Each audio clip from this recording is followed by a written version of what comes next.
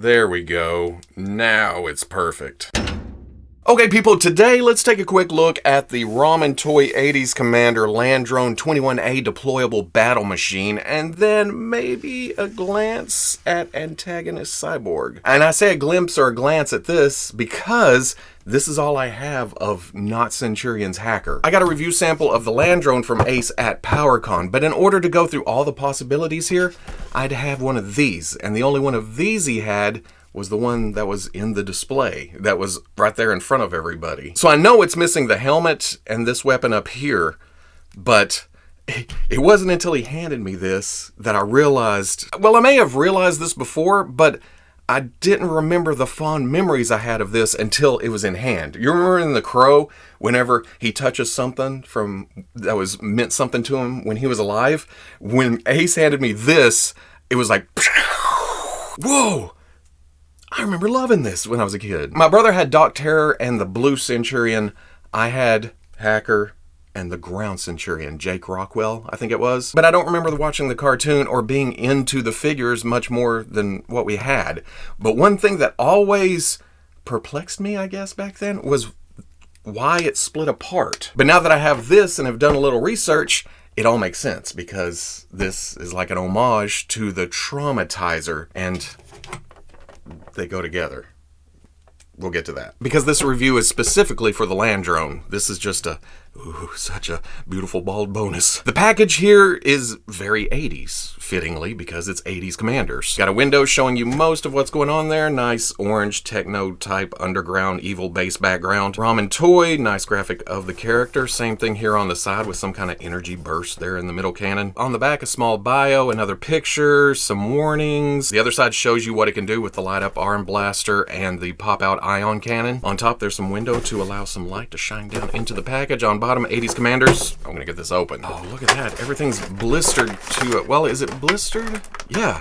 Look at that. That is nifty. I kind of tore up the background, but I could still use it. I don't care if it's beat up. That adds to the charm. A little assembly required. It comes with the arms off, I guess to make sure to let you know that, hey, this does other things. And at first I thought, wait a second, is this the left or is this the right? Which way does it go? But then I realized it doesn't really matter because the body, you turn it around and it's the same thing on both sides. So if you plug this here, and it's nifty because there's a key in it, so the shoulder itself won't turn, but the arm can. Then I put this one here. That puts the Gatling gun on the left and the blaster on the right, but really all you need to do is turn the head around and bring this forward, elbow it back, and it's the same thing, just reversed. These warning sticker decals that are already on the figure, you turn it around and, oh wait, it is reversed, but same design. It's not missing anything. And even the package shows gun on the left, blaster on the right here, but then here, it's gun on the right, blaster on the left. So you can do whatever you want to do with it. I do notice that that one's a little thinner. Do these come? Oh, look at that. They do come off. So I guess you could have options. And hell, is there going to be other things to plug in here later? That does leave holes in the gun, but hell, that's the whole point of Centurions, isn't it? Holes in suits. Another thing about having the gun on the right, the numbers are the right way. When you turn it around and it's on the left, the numbers are upside down. So that's really the only dead giveaway when it's one way or the other. Also, this handle popped out and it doesn't want to plug back in. It's really loose, so I may end up gluing that. Not having that problem with the other one though. It seems solid. But getting a closer look at all the details, it's very Jeep-like, and I think I get that from here.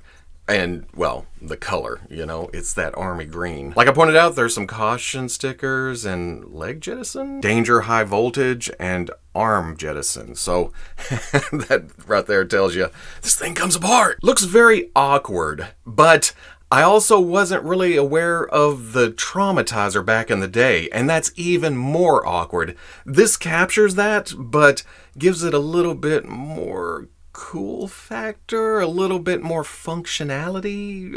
It seems more traumatizing, really. Some intake vents and some extra details going around. Oh, well, okay. That may be a clue as to which is supposed to be right and which is supposed to be left. Has those peg covers right there, and they're not on this side. So it is a cleaner look when the gun's on the left.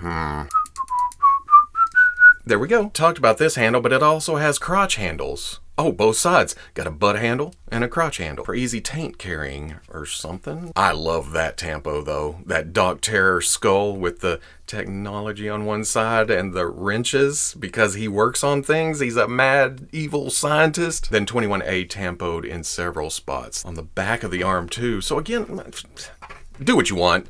That's what it comes down to. Even the bottom of the feet has some kick-ass detail. There's some treads to the toes for all-terrain walking, but then maybe some blasters for some flying action. What's even cooler to bring out all that detail, there is a slight wash. Well, I say slight, it's heavier in the deeper crevices, but then it's just kind of thrown on in the lighter spots. It adds some contrast to what could have been just a drab green robot, along with some extra colors like the red for the eyes, this red up here, the silver. It's traumatizing. It's a robot coming after you slowly because, I mean, it doesn't look like it runs very fast, right? Just... There is a feature that mimics the action of the original, but I think back then, just looking at pictures, the head went back, this whole middle section turned for this cannon to come up. Here, you just rotate this up, and this is spring-loaded, so it shoots out. Even more interesting than that, this is a machined copper tip, which looks amazing. It plays nicely off that kind of red anodized paint. It's there so it won't paint rub when it goes down into this trench down here. Because you just grab it here, rotate, pop.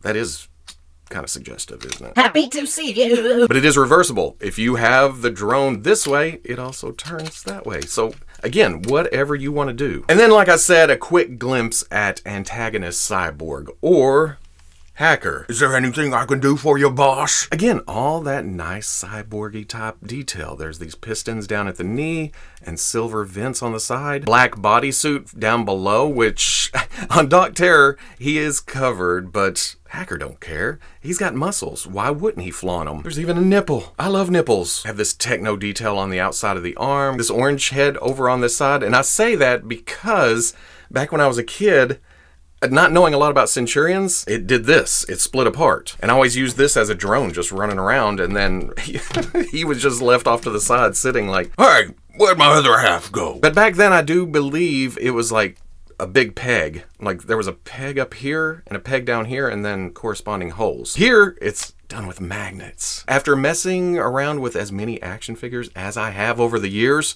I'll be posing this up right there. See, you're used to just grabbing onto one side and articulating the other, and it has a tendency to split. It is stable. It is solid until you do that, you know? But look at the painted detail inside. He's got a fire extinguisher or an oxygen bottle or something. Some sculpted detail. This blue power source battery thing is painted. This fan, internal cooling system down here, whatever the hell this is, that didn't need to be done because, like I said, you're not playing with it a lot separate. It's going to be like this most of the time. Just a little extra effort. Oh, and to put it back together, there are keys. Well, the magnets hold it together, but there's a little peg here, here, and here, and then on the other side, boom. The only other thing that gets me is I'll be posing the head around and the dumbbell joint at the bottom does like to pop out. But when I want to move the head around, I just push down and I can look up and down and tilt and tilt. Oh, that is so good. Look side to side. Might as well go on with articulation real quick before getting back to the drone, right? Shoulder swivels all the way around, hinges up to there. Double elbow. Oh, not bad at all. And there is, oh, well, it's just kind of a ball joint, but it rotates. This caught me by surprise. There is a drop down hip, so you can bring the leg up and back and out.